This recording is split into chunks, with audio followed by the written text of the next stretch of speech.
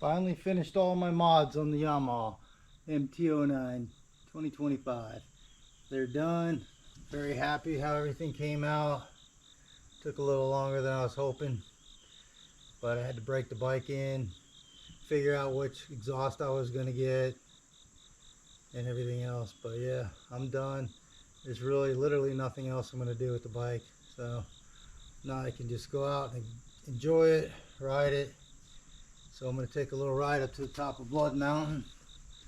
I'll talk about the mods I did in case anybody's interested in doing what I did on this bike, so you can hear the exhaust and whatnot. And yeah, really happy. All right, let's go for a ride.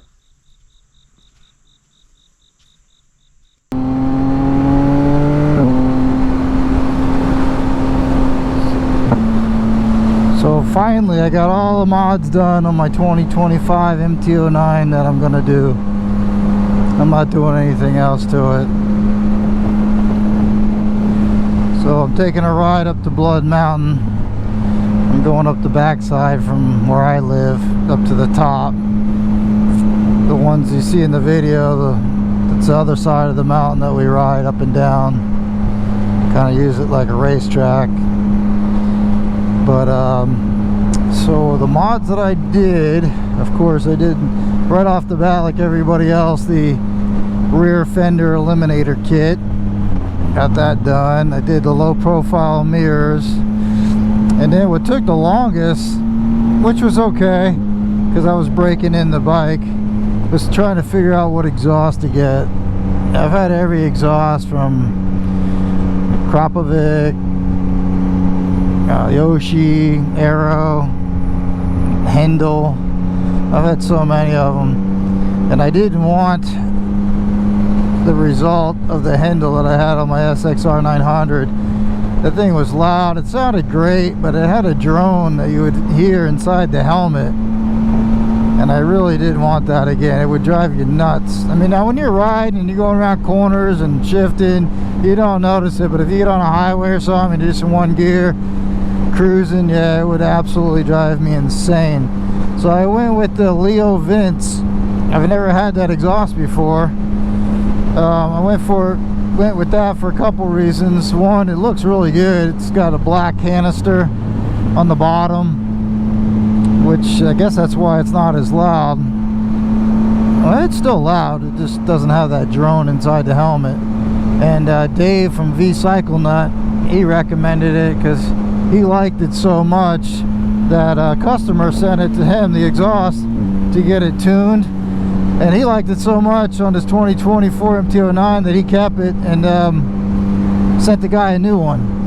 So that was pretty good. I trusted him on that. So I went with the Leo Vince exhaust. And then I bought that from Dave at V-Cycle Nut. He was real helpful, by the way. I also got the DNA Stage 2 air filter lid, they call it. I bought that from David as well, and I had him tune the ECU for both that DNA Stage 2 air filter and the Leo Vince exhaust.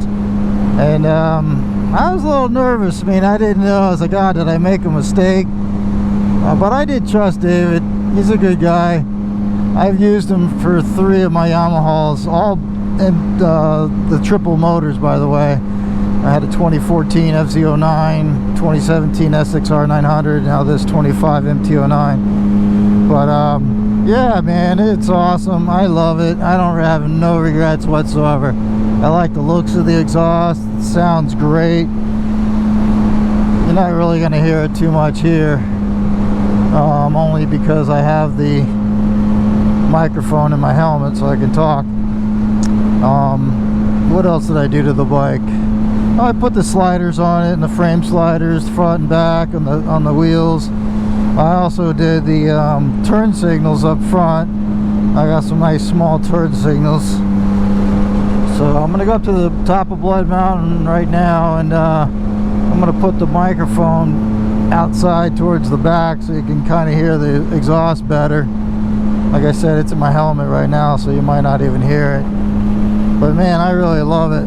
especially with the quick shifter. It's awesome. It sounds really good, the blip noise. And as far as the suspension goes on this bike, it actually is pretty good. You know, I'm not a racer. I've never ever messed with my suspension at all.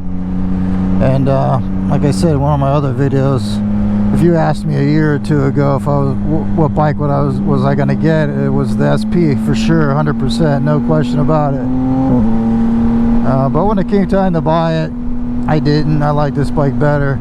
So back to the suspension, I found a guy on YouTube about my size, my weight and everything, and he paid a guy, I've never heard of him, Dave Moss. He's a suspension guru, and he shared his, I guess you pay him, you send him some money or whatever and tell him which bike you got. Well, I don't even know if it matters on the bike, but your weight and your height, and he gives you the instructions. So I followed him to a T, and I'll tell you what, man, what a difference. I can't even believe how shitty the suspension on these bikes are, you know, from the factory. I know people are going to say you're an idiot, but whatever. Like I said, I'm not a racer. I ride pretty hard, and I've never felt any need to upgrade the suspension. That's why I didn't get the SP, to be honest with you. But what a difference, man. I couldn't believe it. So on this 4th generation of these MT09s, I can tell you right now, like I said, I had the 2014, 2017. The suspension's so much better, especially when you get it dialed in for your weight. It's just incredible. It's way better. No need for spend any more money on a better suspension. I guess if you're going to track the bike and you're Scott Russell or something, sure, but I don't know. I've had like 30 bikes, and I live over here by the Tail of the Dragon and Wolf Pink Gap, Blood Mountain, all these great roads, and I've never had a problem. So I'm pulling up the top of Blood Mountain right now, but I'm gonna pull in here for a second. So yeah, and then as far as the brakes go, man, the brakes aren't bad neither. It's got a little bit of Brembo components on it, and they're not that bad actually. They're pretty good.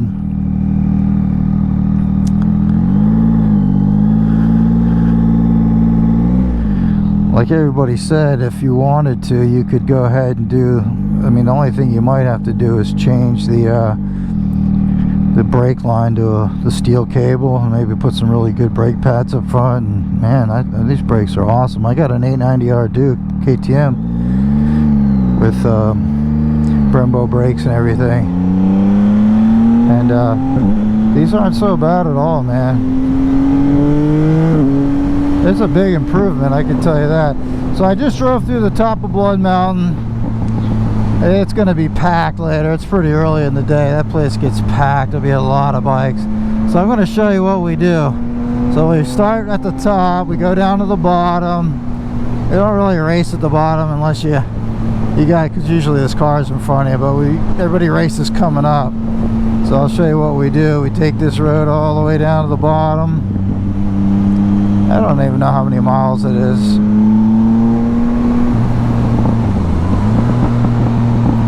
But it is a fun road, man. Everybody talks about the Tail of the Dragon, and it is fun. But this road's awesome. I think it's better. I've had some guys from Indiana that I met online. I ride electric skateboards.